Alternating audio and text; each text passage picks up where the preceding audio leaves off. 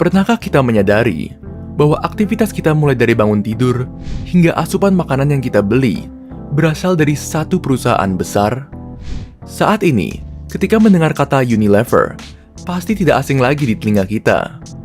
Semua produknya sudah pasti pernah kita gunakan. Ketika kita memasuki salah satu supermarket, hampir 75% produk yang tersedia adalah dari Unilever. Unilever memang bukan perusahaan terbesar dalam industrinya. Perusahaan barang konsumsi terbesar dipegang oleh Nestle. Namun Unilever memiliki produk yang paling beragam. Dari aktivitas bangun tidur, sikat gigi, mandi, makan, dan membersihkan rumah, bisa kita lakukan dengan menggunakan produk dari Unilever.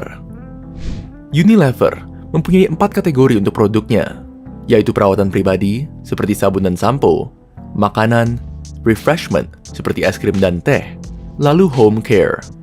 Selama bertahun-tahun, bahan kimia dari semua produk Unilever berubah.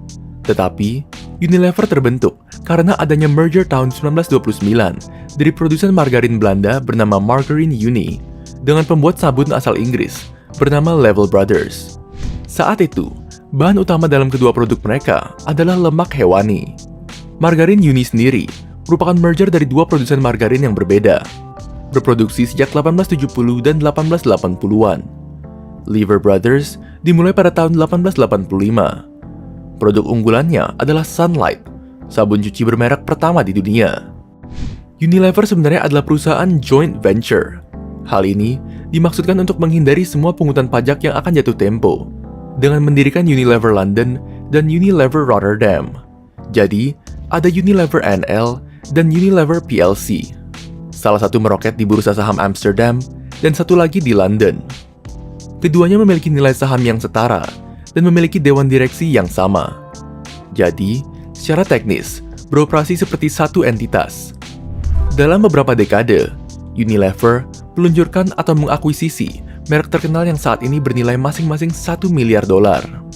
Tahun 1970, Unilever menguasai lebih dari 30% pasar es krim Eropa Barat. Unilever telah menjual hampir seperempat dari semua es krim di dunia saat ini. Kebanyakan menggunakan logo Heart Brand dan menyimpan nama asli produk, contohnya Frisco di Denmark atau Tio Rico di Venezuela. Secara alami, strategi Unilever berfokus pada pembelian impuls, seperti freezer di minimarket. Tetapi Unilever menghadapi masalah terkait undang-undang monopoli. Tahun 2000, pemerintah Inggris memutuskan bahwa Unilever secara ilegal memblokir persaingan dengan menyewa lemari pendingin bagi para distributor untuk menyimpan produk Unilever saja. Pada bulan Januari 2002, Unilever, P&G, dan perusahaan Jerman bernama Henkel setuju melakukan perombakan harga. Unilever dan P&G didenda lebih dari 300 juta euro.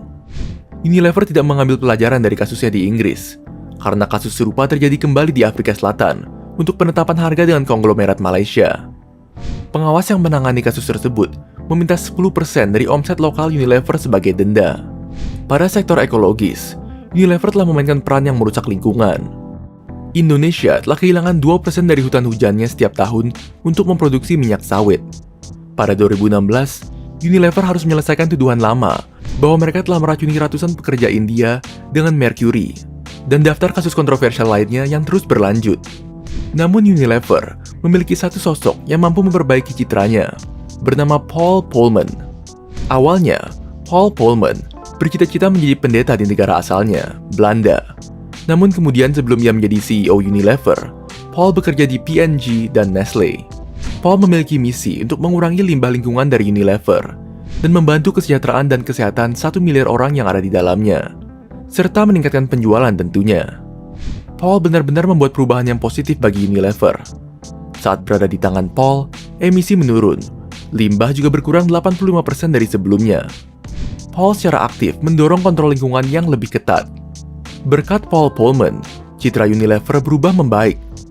Saat ini, Unilever masih terus berkembang, meskipun belum mencapai hasil yang diharapkan. Terjadi upaya pengambil alihan oleh Kraft Heinz untuk $143 miliar pada 2017, namun tawaran tersebut ditolak. Banyak orang berpendapat bahwa ini karena Paul menghargai rencana berkesinambungan di atas segalanya.